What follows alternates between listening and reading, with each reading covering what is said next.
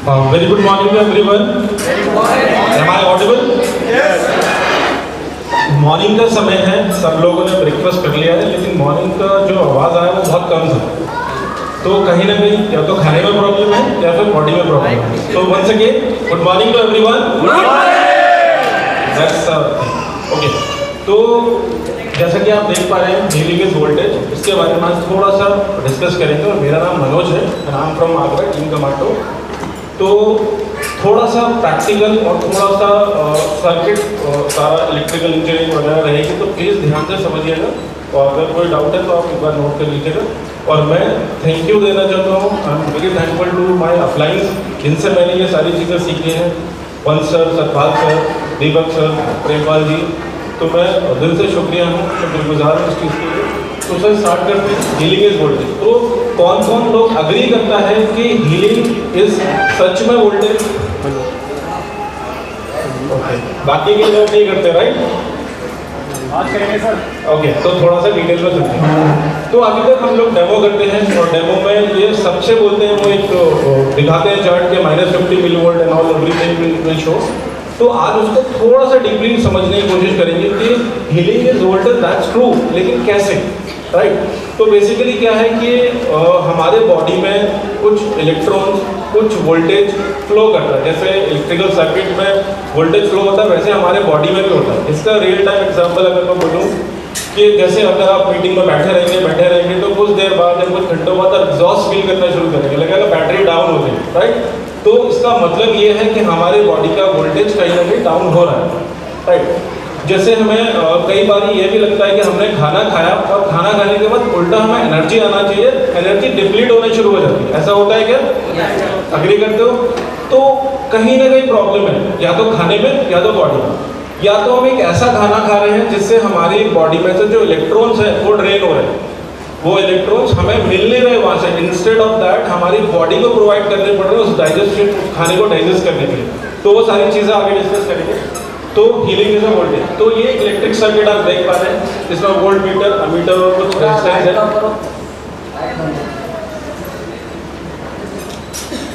ठीक है? तो ये एक सर्किट है, ये लाइट ऑफ कर देंगे सर,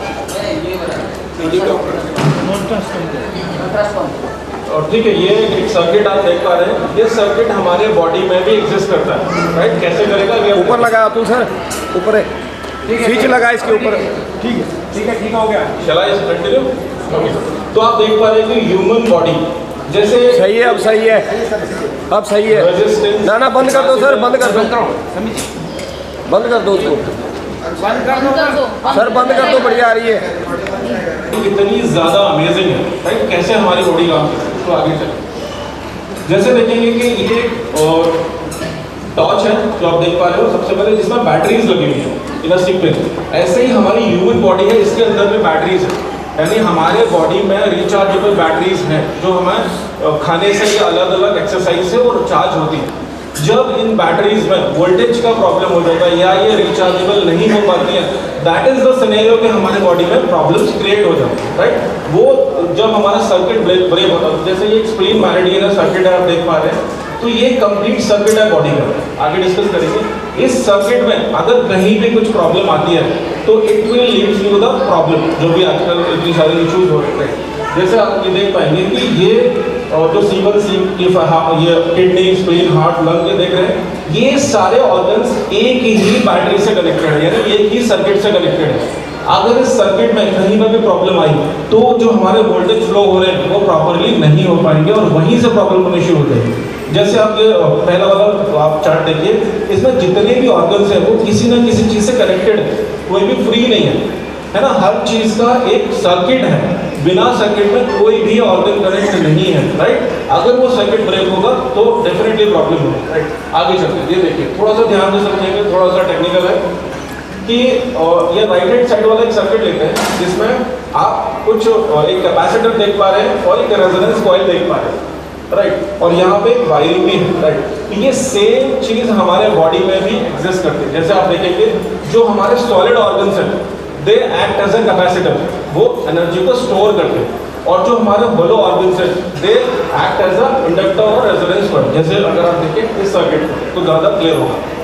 तो जितने भी होलो ऑर्गन्स हैं वो act as a resonance circuit. और जो हमारे दांत हैं वो क्या एक्ट करते हैं, स्विच, जो हमारे सर्किट को कंप्लीट कर रहा है। तो सबसे ज्यादा प्रॉब्लम बॉडी में कहाँ होती है, डेंटल इन्फेक्शन। दांतों की वजह से सबसे ज्यादा बीमारियां, unfortunately we don't know that thing, वो हमें पता नहीं। तो अगर दांतों में कुछ प्रॉब्लम होगी तो वो सर्किट ब्रेक होगा। ये सर्किट अब नीचे आएगा सॉलिड ऑर्गन से। सॉलिड ऑर्गन जैसे किडनी है ना, इट इज अ लिवर। तो ये सारे सॉलिड ऑर्गन तो capacitor as a capacitor act करते हैं। और ये क्या है, मसल्स बैटरी जो रिचार्ज होती है। तो इसको वापस से जाएंगे तो देखेंगे। तो ये हॉलो ऑर्गन्स हैं जो हमारे इंटेस्टाइन हुआ, हमारे ब्लैडर्स हुआ, ये हमें एक रेजोनेंस सर्किट प्रोवाइड कर रहा है। और आप एक फेशियल देख पा रहे हैं जो हमारा एज अ सर्किट यानी वायर की तरह एक्ट कर रहा है हमारे बॉडी में, जिससे हमारे इलेक्ट्रॉन्स फ्लो होते हैं। ठीक है सर, आगे चलते हैं। ये देखिए, ये जो सर्किट है इसका पूरा रिजेम्बलेंस है इस सर्किट से। देखिए ऊपर से आप देखिए लार्ज इंटेस्टाइन, और ये आपका स्टमक, और ये आपका कृष्णा ब्लडर, राइट। तो ये सारे क्या है, ये हॉलो ऑर्गन्स हैं, ये सब खाली है अंदर से। Hollow means they are empty from inside. और जो सॉलिड ऑर्गन्स है जैसे हार्ट हुआ, लंग हुआ, आपका किडनीज हुआ, ये एक बैटरी पैक से कनेक्टेड है। यानी हमारी बॉडी सारे किसी न किसी बैटरी पैक से कनेक्टेड है। अगर यहाँ पर कुछ प्रॉब्लम होगा तो पूरे सर्किट में प्रॉब्लम होगा। ठीक है, आगे चलते हैं। देखिए there is a main cable that goes around the body. दो केबल है बॉडी में, फ्रंट एंड बैक, जहाँ से पूरा इलेक्ट्रिसिटी सप्लाई होता है हमारे बॉडी में। तो आगे भी है और पीछे भी है, राइट। वो हम जब बॉडी को देखेंगे तब हमें पता चलेगा। हीलिंग इज वोल्टेज, ये बात सच है, दैट्स प्रीटी ट्रू। जो हमारे सेल्स हैं they are constantly wearing out, यानी वो मर रहे हैं वापस से बन रहे हैं, मर रहे हैं वापस से बन रहे हैं, जिसका कैलकुलेशन है। जैसे आप देखेंगे मैकुला ऑफ आई, वो हर 48 घंटे में वापस बन जाता है, राइट। 48 आवर्स में वो वापस क्रिएट हो जाता है। The lining of intestine replace every 3 days, हर 3 दिन में वो रिप्लेस हो जाता है। यानी कुछ टाइम के बाद हम नए इंसान होते हैं, हमारी पूरी बॉडी का ऑर्गन चेंज हो जाता है। जैसे स्किन रिप्लेस है एवरी 6 weeks, यानी 6 हफ्तों में हमारी स्किन रिप्लेस हो जाती है। लिवर रिप्लेस एवरी 8 weeks, यानी 8 हफ्तों में हमारा लिवर भी रिप्लेस हो जाता है। ऐसे ही nervous system is replace by every 8 months, 8 महीने में, एंड गोज ऑन। तो ये चार्ट है जो आप देख पा रहे हो, जिसमें टर्नओवर टाइम लिखा हुआ है, जिसमें सारे ऑर्गन्स हमारे चेंज होते रहते हैं, right. Okay, so reversal of polarity leads to cancer. यहाँ पे थोड़ा सा टेक्निकल पार्ट आएगा और ये हम डिस्कस भी करते हैं और हमें पता भी होना चाहिए, राइट। तो आप देख पा रहे हो कि कहीं पे एक pH वैल्यू है और एक सेल वोल्टेज वैल्यू, राइट। और कहीं पे पोलैरिटी है। तो यहाँ पे मैं बोल रहा हूँ polarity, reversal of polarity. Reversal of polarity का मतलब ही यही है, अगर हमारी बॉडी में नेगेटिव मिलीवोल्ट से पॉजिटिव मिलीवोल्ट में चला जाता है तो यानी पोलैरिटी इज रिवर्स, और that should be the very dangerous part जो हम आज के दिन में फेस करते हैं। तो जैसे आप देखेंगे तो एक नॉर्मल किड के लिए -35 मिलीवोल्टेज चाहिए उसके बॉडी को हेल्दी रखने के लिए, जो कि लगभग 7.53 pH में हमें मिल जाता है, राइट। इन अ सेम मैनर अगर एक नॉर्मल एडल्ट की बात करेंगे तो 7.44 pH में -25 मिलीवोल्ट हमें मिल जाते हैं, जो हमारे बॉडी को चलाने के लिए, हेल्दी रखने के लिए काफ़ी है।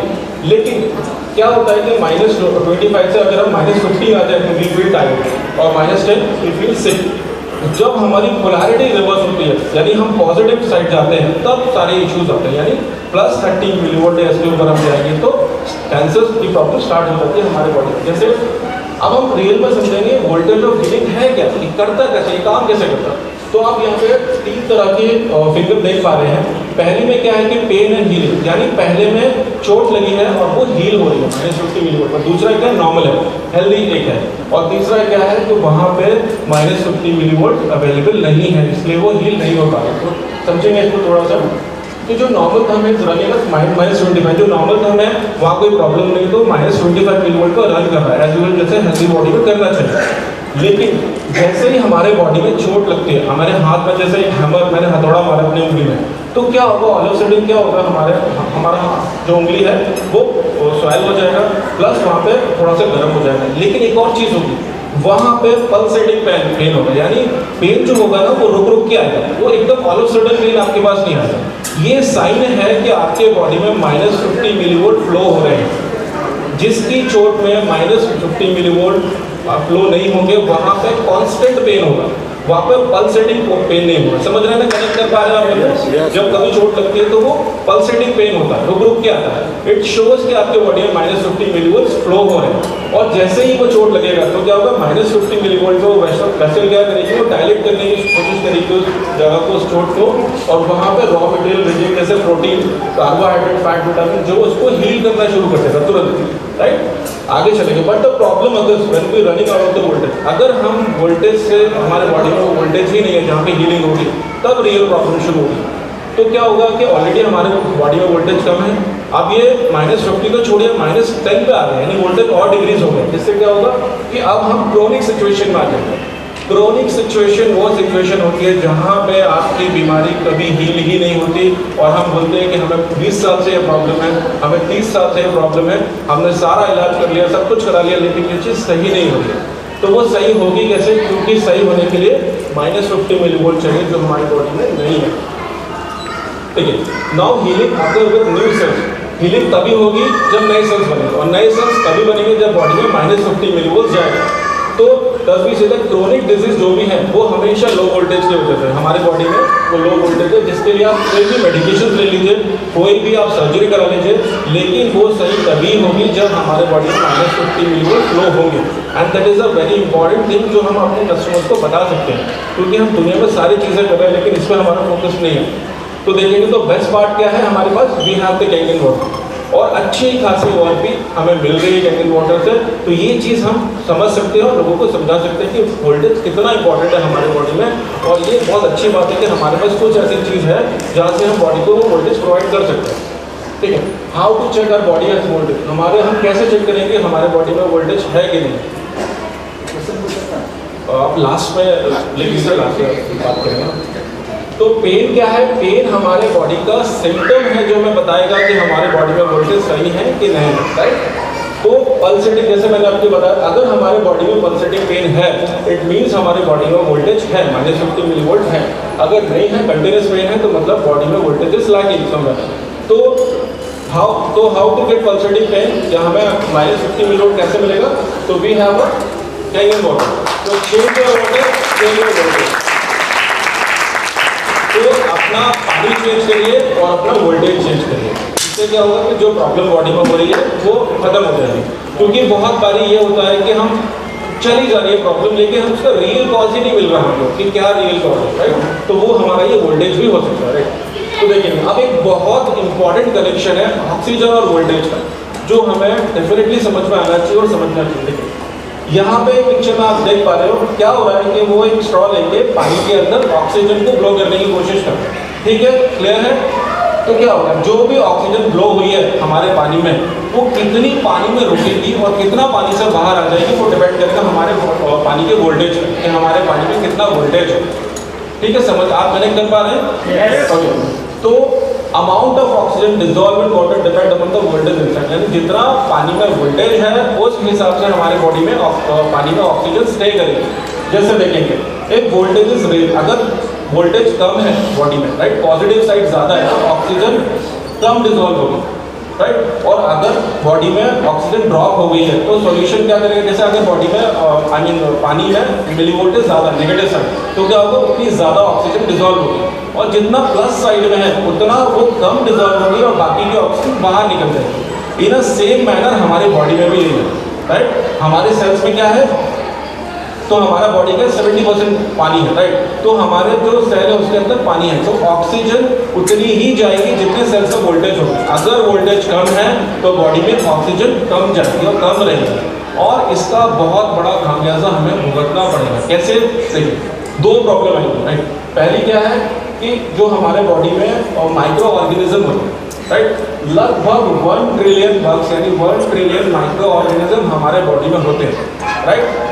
और due to the presence of oxygen these microorganism are suppressed और इनएक्टिव स्टेट। ये इतने माइक्रो ऑर्गेनिज्म हमारे बॉडी में इनएक्टिव स्टेट में पड़े रहते हैं क्योंकि ऑक्सीजन की वैल्यू सही है, लेकिन जब बॉडी में ऑक्सीजन की वैल्यू कम होती है तो ये जिंदा हो जाते हैं या फिर ये वापस एक्टिव स्टेट में आना शुरू हो जाते हैं। तो देखेंगे, ठीक है, तो ये है वो कुछ माइक्रो ऑर्गेनिज्म जो आप देख पा रहे हैं। तो ये भी इनएक्टिव स्टेट में है, जैसे ही ऑक्सीजन की वैल्यू कम हुई ये एक्टिव स्टेट में आ जाएगी, राइट? और 1 ट्रिलियन माइक्रो ऑर्गेनिज्म अगर एक्टिव स्टेट में आ जाएंगे तो क्या होगा, इतने सालों से ये लोग सो रहे थे या इतने टाइम से सो रहे थे, अब इनको क्या चाहिए, लंच, है ना, इनको खाना चाहिए। और खाना क्या है, दे स्टार्ट ईटिंग अस, वो हमें खाना शुरू कर देंगे, राइट, क्योंकि वो फूड। एक और चीज़ है यहाँ पे, एक इम्पॉर्टेंट चीज़ क्या है कि इनके जो माइक्रो ऑर्गेनिज्म है सेल वॉल डेफिशिएंट होता है, इनके अंदर सेल वॉल नहीं होता, जिसकी वजह से क्या होता है कि जो हमारा इम्यून सिस्टम है इनको पकड़ नहीं पाता,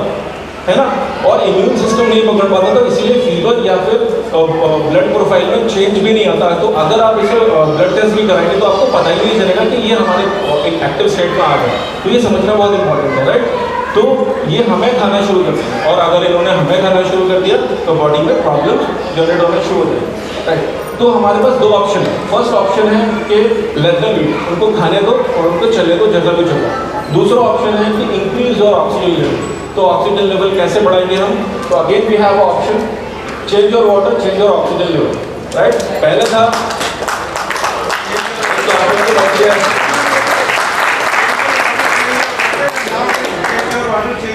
एग्जैक्टली, तो पहले था change your water, change your voltage, now change your water, change your oxygen level.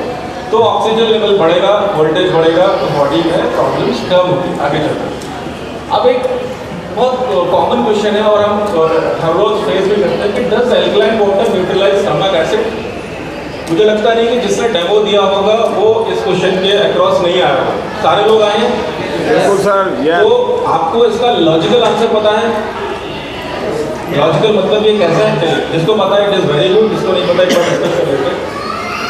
तो क्या होता है कि जब भी हम कोई खाना खाते हैं, कुछ भी खाते हैं, whether it is acidic, whether it is alkaline, तो क्या करता है, हमारा जो स्टमक है वो हमारे स्टमक के pH को 2.2 pH पर लाने की कोशिश करता है, क्योंकि स्टमक में क्या है, HCl है, हाइड्रोक्लोरिक एसिड, तो जिससे हमारा खाना डाइजेस्ट होता है।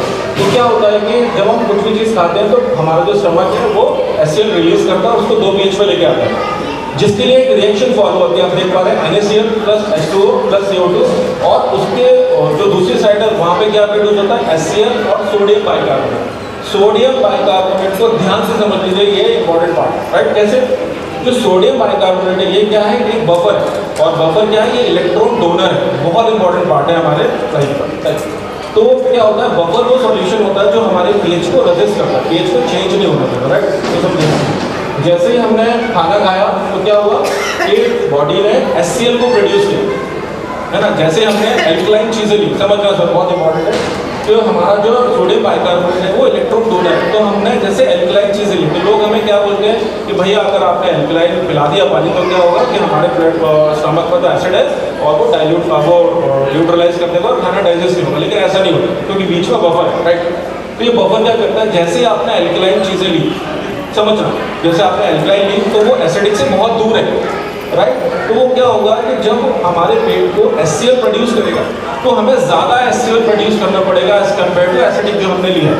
तो ज़्यादा अगर HCl प्रोड्यूस होगा तो उसके साथ ज़्यादा सोडियम बाइकार्बोनेट भी प्रोड्यूस होगा, जो कि क्या है, इलेक्ट्रॉन डोनर है, एल्कलाइन है। तो जिससे क्या होगा कि हमारे ब्लड में ज़्यादा एल्कलिनिटी जनरेट होगी, जिससे डाइजेशन खराब नहीं उल्टा अच्छा होता है। तो दिस इज द रिएक्शन। लेकिन ये गड़बड़ कहाँ पे होती है, गड़बड़ ये होती है कि जब हम कोई चीज़ एसिडिक लेना शुरू कर देते हैं, whether it is acidic water और चाहे वो ड्रिंक्स हो। तो जैसे कार्बोनेटेड ड्रिंक या कोल्ड ड्रिंक की अगर बात करें तो वो ऑलरेडी 2.5 pH पे हैं, राइट, ऑलरेडी 2.5 pH पे हैं, और उनको 2 pH पे वापस लाने के लिए बहुत कम सोडियम बाइकार्बोनेट जनरेट हो रहा है। इससे क्या होगा कि एसिड की मात्रा ज़्यादा रहेगी as compare to sodium bicarbonate in our blood. तो हमारा जो एसिड है, अब ये क्या होगा, खाना डाइजेस्ट होने के बाद जाएगा स्मॉल इंटेस्टाइन में, और small intestine can not cope up with acidic stuff. तो क्या करना पड़ेगा, वो अपने पैनक्रियास से एक सोडियम बाइकार्बोनेट जनरेट करेगा, तो वो वहाँ से न्यूट्रलाइज हो जाएगी। लेकिन प्रॉब्लम क्या हुई, प्रॉब्लम ये हुई कि जो एसिड था वो हमारे ब्लड में चला गया, और ब्लड में चला गया तो वो हमारे इलेक्ट्रॉन्स को छीनना शुरू कर देगा, स्टील करना शुरू कर देगा, और यहाँ से प्रॉब्लम होना शुरू हो। ठीक है सर, ओके। तो देखिए ये समझना बहुत इंपॉर्टेंट है कि इलेक्ट्रॉन स्टीलर और इलेक्ट्रॉन डोनर क्या चीज़ है, राइट। तो देखिए कि जो इलेक्ट्रॉन स्टीलर है वो हमें डैमेज करते हैं हमारे बॉडी में, राइट, और उनका जो pH होता है वो 0 से लेकर 6.99 तक होता है कि acidic stuffs are electron stealer basically. लेकिन जो इलेक्ट्रॉन डोनर है वो 7.1 से 14 यानी एल्कलाइन स्टेट में हम इलेक्ट्रॉन हमेशा डोनेट करते हैं, राइट। जैसे इलेक्ट्रॉन स्टीलर है acidic in nature, virus electron donor है alkaline in nature. Electron stealers produce free radicals in our body और फ्री रेडिकल्स ही जड़ है हर प्रॉब्लम से, राइट। लेकिन इलेक्ट्रॉन डोनर एंटीऑक्सीडेंट प्रोवाइड करते हैं और ये पॉजिटिव पोल, ये नेगेटिव पोल, ये डिस्ट्रक्टिव है, ये कंस्ट्रक्टिव है, ये स्पिन्स लेफ्ट स्पिन्स राइट, ठीक है सर। आगे ओके, तो अब एक बहुत एक कॉमन तरीका है जहाँ से हमारे बॉडी के इलेक्ट्रॉन स्टील हो रहे हैं, राइट। जैसे एसिडिक वाटर या टैप वाटर या क्लोरीनेटेड वाटर या फ्लोराइड या मोस्ट बॉटल वाटर, ये क्या कर रहे हैं, ये सब हमारे बॉडी में से जाके इलेक्ट्रॉन्स चोरी कर रहे हैं, यानी इलेक्ट्रॉन्स को कम कर रहे हैं हमारी बॉडी में से, राइट। इससे क्या हो रहा है कि हमारी बॉडी में प्रॉब्लम्स होने शुरू हो गए। कार्बोनेटेड बेवरेजेस जैसे कोल्ड ड्रिंक और फ्रूटी माजा, राइट। उसके बाद कैफिनेटेड बेवरेजेस, कॉफी, टी, ये सब सारी चीज़। देखिए एक और चीज़ है टी के साथ क्या है कि जब हम एग्जॉस्ट हो जाते हैं तो हमें लगता है कि चाय पीने से वी फील एनर्जेटिक, ऐसा होता है सबके साथ एनर्जेटिक। लेकिन जबकि चाय में तो ऐसा कोई भी चीज़ है ही नहीं कि वो आपको इलेक्ट्रॉन डोनेट कर सके। तो ये वैसा होता है, इसका जो एग्जाम्पल मैं आपको दूँ कि जैसे घोड़ा है, अगर हम घोड़े को बहुत लंबा दौड़ा रहे हैं तो वो टायर्ड हो गया, लेकिन फिर से हमने उसमें 2 लेश मार दिए, 2 हंटर मार दिए, तो फिर से वो एनर्जेटिक हो गया क्योंकि वो डर के हिसाब से। तो वैसे ही हमारे बॉडी में भी चाय पीने से क्या होता है, हमें लगता है कि वी आर एनर्जेटिक, लेकिन ऐसा है नहीं एक्चुअली, राइट। तो ये क्या है, एल्कोहलिक बेवरेजेस है, कुक्ड फूड है। We are made for raw material things, हम कच्चे खाने के लिए बने, लेकिन हम जितना भी प्रोसेस या फूड ले रहे हैं ये हमारे बॉडी में से इलेक्ट्रॉन को खींचते हैं। इसीलिए हमें क्या होता है, जब हम खाना खाते हैं तो हमें लगता है कि हमें थकान हो रही है, हमें सोना चाहिए, राइट। तो this is the basically reason. आप कच्चा खाएंगे तभी आपको नींद नहीं आएगी, राइट, क्योंकि वो आपके बॉडी में इलेक्ट्रॉन्स को वापस ट्रांसफर करेंगे, राइट। अब देखिए एक बहुत इंपॉर्टेंट पॉइंट है यहाँ पे जो आपके कस्टमर पॉइंट ऑफ व्यू से बहुत अच्छा है। जैसे डॉक्टर्स, जब भी हम या कोई भी इंसान किसी दूसरे इंसान को टच करता है तो क्या होता है, इलेक्ट्रॉन का फ्लो होता है। और कहाँ से कहाँ होता है, higher electron to lower electron. जिसके बॉडी में ज़्यादा होंगे वो ट्रांसफर हो जाएंगे, जिसके बॉडी में कम होंगे, राइट। और कुछ टाइम के बाद अगर वो कनेक्शन में रहते हैं तो वो इक्वल हो जाएंगे। तो ये डॉक्टर्स के साथ बहुत बड़ी प्रॉब्लम है, राइट, क्योंकि डॉक्टर्स का काम ही यही है कि every single time they have to touch the patient, right. जहाँ से क्या हो रहा है, पेशेंट के अंदर वो पेशेंट है, इतना मतलब ही यही है कि हम उनके बॉडी में इलेक्ट्रॉन्स कम है, राइट। तो जैसे ही उन्होंने टच किया डॉक्टर ने, तो क्या हुआ, डॉक्टर के जो पॉजिटिव इलेक्ट्रॉन्स थे वो पेशेंट में ट्रांसफर हो गए और धीरे धीरे धीरे धीरे डॉक्टर्स बीमारी की तरफ जा रहे हैं और उनको पता ही नहीं चल रहा कि हो कैसे रहा है ना। जो डायबिटीज ट्रीट कर रहे थे इटसेल्फ है डायबिटीज, जो हार्ट को ट्रीट कर रहे हैं तो उनको खुद का हार्ट अटैक, तो ये सारी प्रॉब्लम्स है, राइट। तो उसका ये इंपॉर्टेंट फैक्टर ये है ना। अगर आप किसी डॉक्टर को बोलेंगे और ये समझाएंगे ना तो ये बहुत इंपॉर्टेंट फैक्टर है। मैंने कई आप उनको समझाइए कि सर आपके इलेक्ट्रॉन्स कैसे पूरे हो गया। इनफैक्ट आपको तो ज़्यादा इलेक्ट्रॉन्स की जरूरत है क्योंकि आप इतने लोगों के टच में आ रहे हैं, है ना। तो उनको समझाएगा। देखिए हाँ, वेन टू ट्रांसफर इलेक्ट्रॉन, जब हम किसी को हग करते हैं तो भी इलेक्ट्रॉन ट्रांसफर होते हैं। जैसे कोई पेरेंट्स हैं, they are holding a sick child, है ना, किसी बीमार बच्चे को पकड़ेंगे तो क्या होगा, हमेशा वो जो इलेक्ट्रॉन है वो ट्रांसफर होगा पॉजिटिव टू नेगेटिव, ठीक है। मूविंग एयर, जैसे आपने देखा होगा एसी फैन एयर कंडीशन, हमने एसी लगा के सोया रात में, लेकिन सुबह लगा के यार मतलब फ्रेश फील नहीं हो रहा है ना। इतना अच्छा हमने 16 या 17 में लगाया ठंडक की, लेकिन फिर भी फ्रेश फील नहीं हुआ। और यही आपने कभी देखा होगा गांव में जाके कोई छत्तीस हो गया और 4 घंटे की नींद लिया, लेकिन फील हुआ कि सुबह जैसे पूरा नींद हो गया। तो इसका डिफरेंस क्या है कि ये जो एसी फैंस हैं ये सारे आपके इलेक्ट्रॉन स्टीलर है, ये आपकी बॉडी से इलेक्ट्रॉन को चुरा है, और जो नेचुरल एयर है वो आपके इलेक्ट्रॉन को वापस आपके बॉडी में डाल है, ठीक है सर। जैसे सबसे इम्पॉर्टेंट डेंटल इन्फेक्शन, जो सबसे ज़्यादा इग्नोर किया जाने वाला बात है, यानी पानी सबसे ज़्यादा इंपॉर्टेंट है, जो सबसे ज़्यादा इग्नोर किया जाता है। इसी वजह से जो डेंटल इन्फेक्शन है सबसे ज़्यादा इग्नोर, हम डेंटिस्ट के पास तब जाते हैं जब बिल्कुल लास्ट सिचुएशन चल रहा होता है ना। और ये जो दांत है, जो टीथ है, ये हमारे बहुत इंपॉर्टेंट सर्किट को कवर करते हैं। अभी आगे इसकी मैं बात करेंगे कि यहाँ पे कुछ प्रॉब्लम होती है तो most of the cancers are related to dental से। जितने ज़्यादा कैंसर्स हैं वो डेंटल से बहुत ज़्यादा कनेक्टेड है, स्पेशली रूट कैनल से, है ना। रूट कैनल में क्या करते हैं, हम सिर्फ होल करके सारी चीज़ें वो वापस डालते हैं, लेकिन वो हील नहीं हुई, है ना। तो वो आगे बात करेंगे। Heavy metals like mercury, lead, cadmium, जो हैवी मेटल्स होते हैं, जैसे हम वैक्सीनेशन ले रहे हैं तो वैक्सीनेशन में भी कई सारे हैवी मेटल्स हमारे बॉडी में इंजेक्ट किए जाते हैं, जो कि क्या है, vaccination itself is electron heal stealer, वो इलेक्ट्रॉन आपकी बॉडी से स्टील कर रहा है, राइट। तो जैसे वैक्सीन हुआ, फ्लोराइड हुआ, रेडिएशन हुआ, कीमोथेरेपी, ये सारी चीज़ें हमारे बॉडी से इलेक्ट्रॉन स्टील कर रही है। जैसे आप किसी कीमोथेरेपी चल रही हो और अगर आप उसे ये पानी पिलाएंगे तो क्या होगा, वो उसे बहुत ज़्यादा रिलैक्स और बहुत ज़्यादा अच्छा लगेगा। रीज़न भी तो जब वो कीमोथेरेपी लेके आया है तो उसके बॉडी से जो इलेक्ट्रॉन्स थे वो जा चुके हैं, और जैसे आप उसे वो कैंगन वाटर देंगे, स्पेशली फ्रेश वाटर, तो वो जो इलेक्ट्रॉन्स गए हैं वो वापस उसके बॉडी में आ जाएंगे, तो वो ज़्यादा हील करेगा और ज़्यादा बेटर महसूस करेगा, राइट। GMO फूड, ये भी आजकल बहुत बड़ी प्रॉब्लम है, जेनेटिकली मॉडिफाइड ऑर्गेनिज्म, राइट। आपने देखा है कि पहले लौकी थोड़ी सी इतनी सी आती थी, आज इतनी बड़ी हो गई, या तो कोई भी फल और सब्जियाँ अपने साइज से 5 गुना 4 गुना होती है। तो ये सब क्या है, GMO फूड्स है। ये हमारा DNA से डिटेक्ट ही नहीं करता, हमारे DNA के लिए बनी ही नहीं चीज़ है, लेकिन फिर भी हम इसे खा रहे हैं। ये सब हमारे बॉडी से इलेक्ट्रॉन को चोरी करते हैं, ठीक है। जैसे एक्सरेज हुआ या MRI, ये सारी चीज़ें, right. Chemotherapy and most pharmaceuticals, जो दवाइयाँ करते हैं, मोस्ट दवाइयाँ भी आपकी बॉडी को स्टील कर रही हैं। चलिए, ये तो बात हुआ जो हमारे बॉडी को स्टील कर रही है। कुछ ऐसी भी चीज़ें हैं जो हमारे नेचुरल चीज़ें जो हमारे बॉडी को इलेक्ट्रॉन्स प्रोवाइड भी कर रही हैं। तो जैसे देखेंगे, earth is a large electromagnet. Earth सबसे बड़ी लार्जेस्ट इलेक्ट्रोमैग्नेट है।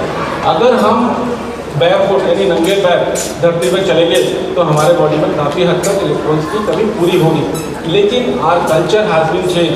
द प्रॉब्लम इज कि हम चप्पल और जूते से नीचे उतरते ही नहीं। इनफैक्ट हमारे घर अपार्टमेंट्स हैं 16 फ्लोर 18 फ्लोर, जहाँ पे मिट्टी से कोई लेना देना ही नहीं, राइट। और अगर ग्राउंड फ्लोर भी है तो हमारे पास चप्पल और जूते से नीचे हम उतरते नहीं, इसीलिए हमारा वो टच खत्म होता जा रहा था, इसीलिए हमारे इलेक्ट्रॉन्स की कमी होती जा रही है, राइट। जैसे अगर हम पानी, ज़मीन का पानी देखेंगे तो आजकल क्या, पहले जो पानी आता था उसमें वो इलेक्ट्रॉन्स अवेलेबल होते थे बिकॉज उसमें फ्लोराइड और क्लोराइड नहीं थे, लेकिन आजकल इतना ज़्यादा TDS बढ़ गया कि वो पानी अब क्या है, इलेक्ट्रॉन स्टीलर हो गया rather than इलेक्ट्रॉन डोनर। तो जैसे रॉ फूड हो गया, रॉ फूड क्या होता है, they are voltage donor, right, लेकिन process food are electron stealer. तो वो voltage always from higher voltage to low, हमेशा वोल्टेज हायर टू लोअर, या कोई भी चीज़ हायर टू लोअर ही फ्लो करती है, राइट। एक और चीज़, जो मूविंग वाटर होते हैं दे आर इलेक्ट्रॉन डोनर, है ना। जैसे आप समझ रहे हैं, अगर आप शावर लेते हैं तो यू विल फील एनर्जेटिक, और अगर आप बात लेते हैं, है ना, सिर्फ पानी डाल लिया तो आपको एनर्जी नहीं मिलेगा, राइट, क्योंकि जो बाथिंग है, प्रोसेस है ना, वो आपके इलेक्ट्रॉन्स को स्टील कर लेगा। लेकिन जो शावर है, जो बहता हुआ पानी है, वो आपकी बॉडी में इलेक्ट्रॉन्स को डोनेट कर देगा, राइट। जैसे क्या है, बहुत सा एक अच्छा एग्जाम्पल है, बहुत लोगों ने आपने सुना होगा कि हम गाय के ऊपर हाथ ऐसे रब करते हैं तो हमारा BP खत्म हो गया, शुगर खत्म हो गया, थायराइड खत्म हो गया, ऐसे बहुत जगह आपने सुना होगा। तो वहाँ पर प्रोसेस हुआ क्या, वहाँ पर प्रोसेस ये हुआ कि गाय चलती है ज़मीन पे और नंगे पैर होते हैं, उसके ऊपर जूते तो होते नहीं है, तो वो अर्थ से इलेक्ट्रॉन्स को ले रहे हैं, और जब हम उनको टच करेंगे तो वो इलेक्ट्रॉन जो हमारे बॉडी में कम है वो वापस हमारे बॉडी में ट्रांसफर हो जाएंगे, जिससे हमें लगा कि गाय को रब करने से सही होता है। आप कुत्ते को भी रब करेंगे, बिल्ली को भी करेंगे तो भी सेम प्रोसेस है, राइट। तो किसी भी जानवर को आप टच करेंगे या रब करेंगे तो वो इलेक्ट्रॉन्स आपकी बॉडी में ट्रांसफर होंगे। आप इस प्रोसेस में क्या होगा, जैसे ही जानवरों को फील होगा कि यार हमारे वोल्टेज तो चले गए, तो वापस से दौड़ेंगे बाहर की तरफ और अर्थ पर जाके अपना वापस से इलेक्ट्रॉन यानी चार्ज होना शुरू कर देंगे, right. Swimming in ocean will energize you, भाई जो क्लोरिनेटेड पूल है वो आपके इलेक्ट्रॉन्स को खींच लेगा। तो वहाँ पे आपको लगता है ना 15 मिनट में एग्जॉस्ट हो गए हम लोग, यानी water is the toughest game, ऐसा हम बोलते हैं। तो ये एक रीज़न है, उसमें एक रीज़न है, क्लोरिनेटेड वाटर आपके इलेक्ट्रॉन्स को खींच लेगा, राइट। अब क्या है, ये बहुत ही इंपॉर्टेंट फैक्टर है कि ठीक है, we are talking about voltage, लेकिन सारे वोल्टेज को कंट्रोल कौन कर रहा है, कोई तो कंट्रोलिंग पार्ट होगा ना हमारे बॉडी में जो उनको कंट्रोल कर रहा है। तो जो प्राइमरी ऑर्गन है वो है थायराइड हार्मोन और एड्रेनल हार्मोन, ये क्या हमारे बॉडी के वोल्टेज को कंट्रोल करते हैं। जैसे स्टार्स हो गया या डेंटल इन्फेक्शन हो गया या टॉक्सिन्स हो गया या हैवी मेटल्स या इमोशन, हमारे इमोशंस भी हमारे वोल्टेज को कंट्रोल करते हैं। अभी बात करेंगे उसके बारे में, यानी इमोशंस हैव मैग्नेटिक फील्ड। तो infection, lack of sulphur, GMO food, ये सब हमारे बॉडी के वोल्टेज को कंट्रोल करते हैं, राइट। टाइम रिचार्ज होते रहते हैं, राइट। अगर वो रिचार्ज नहीं हो रहे तो वहीं पर प्रॉब्लम होना शुरू हो जाती है। जैसे जो हमारे मसल्स हैं, रिचार्ज बैटरी पैक, जैसे फेशिया अराउंड द मसल, एक फेशिया है वो मसल्स के अराउंड होता है, वो उसको रिचार्ज करता है। जैसे cell membrane, small battery, small capacitor, जो हमारे cell membrane act as a capacitor, और इनसाइड द माइक्रोमोबिया we have a rechargeable battery called ATP, right. दो और जो DNA है उसका स्केलर एनर्जी होती है। आगे most cancers are driven by the dental infection, ये सबसे ज़्यादा इम्पोर्टेंट समझने वाला चीज़ है। कि जितने ज़्यादा डेंटल इन्फेक्शन हैं वो हमारे बॉडी को ज़्यादा हार्म करते हैं। क्यों करते हैं? देखिए ये सर्किट आप समझिए, ये सर्किट यहाँ पे मैंने क्या लिखा है, वो जो स्विच है वो टीथ है। अगर इस स्विच में प्रॉब्लम हो गई तो आप सोचिए सर्किट में क्या करंट फ्लो होगा? डेफिनेटली नहीं होगा। और यही हमारे बॉडी में हो रहा है, क्योंकि हमारे बॉडी में इतने सारे रूट कैनाल या दांतों में इतनी प्रॉब्लम है, सारी चीज़ें हो रही है, वो हम उसको बहुत माइन्यूट लेके चलते हैं और वहीं पर सारा रियल प्रॉब्लम है, right. Perhaps the most and the least appreciated cause of illness is dental infection, यानी कि सबसे कम अप्रिशिएट करने वाला और सबसे ज़्यादा डेंजरस चीज़ यही है, ठीक है। Most chronic disease are caused by dental infection. अगर किसी को क्रॉनिक प्रॉब्लम है तो ज़रूर आप देखना कि उसके पास डेंटल इन्फेक्शन कुछ ना कुछ ज़रूर होगा, राइट।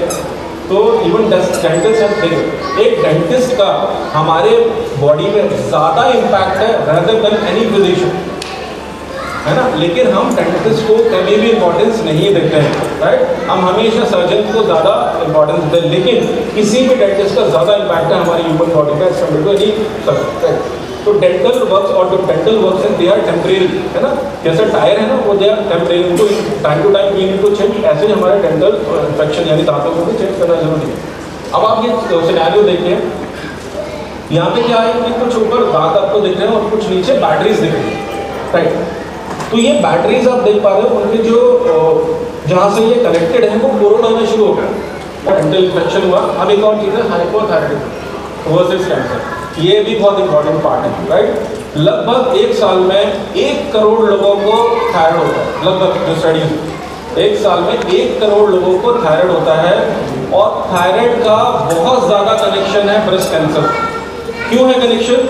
क्योंकि ये एक ही मेरिडियन पे आते हैं, यानी एक ही सर्किट पे आते हैं, है ना। और most of the problem thyroid का कैंसर मतलब कैंसर थायराइड की वजह से ही होता है। देखिए जैसे हमारा थायराइड है, ब्रेस्ट है, स्टमक है, ये सारे एक ही सर्किट में आते हैं। तो इस सर्किट में यानी अगर थायराइड में कोई दिक्कत हुई, वहाँ पर कुछ प्रॉब्लम हुई, तो ये हमारे कैंसर को भी प्रमोट करेगा। जैसे देखते हैं कि जो थायराइड हार्मोन होता है वो प्राइमरी कंट्रोल करता है हमारे वोल्टेज को।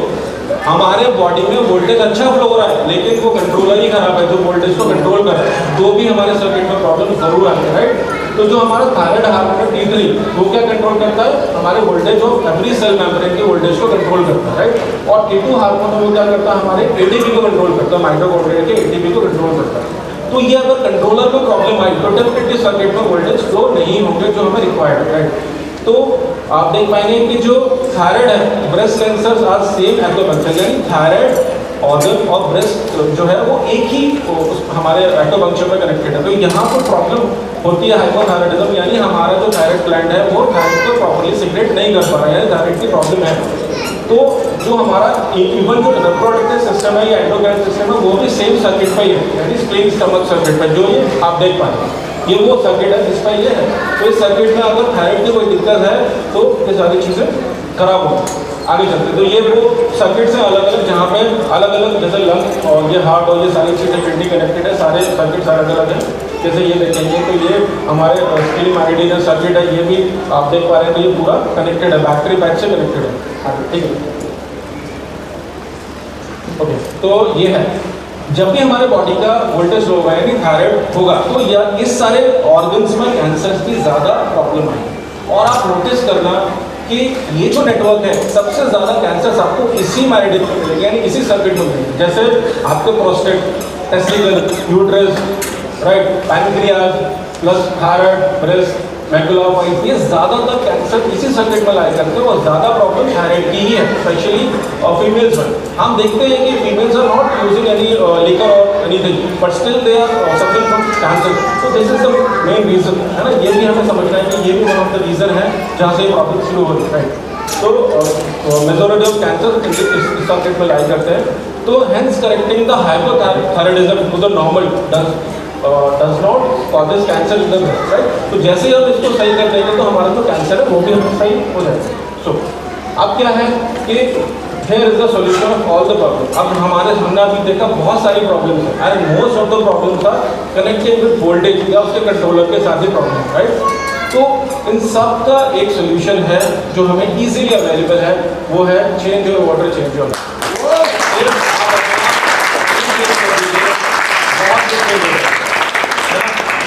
पूरे जो था ये इसमें हमें यही पता चला कि हमारे सारी प्रॉब्लम्स वोल्टेज की वजह से हो रही है और it is very easily available. जो वोल्टेज हमारे कैंडल वाटर में इजीली अवेलेबल था, तो हम इजीली वो सिर्फ पानी पी के ही सारी चीज़ों को सही करते हैं। तो थैंक यू सो मच।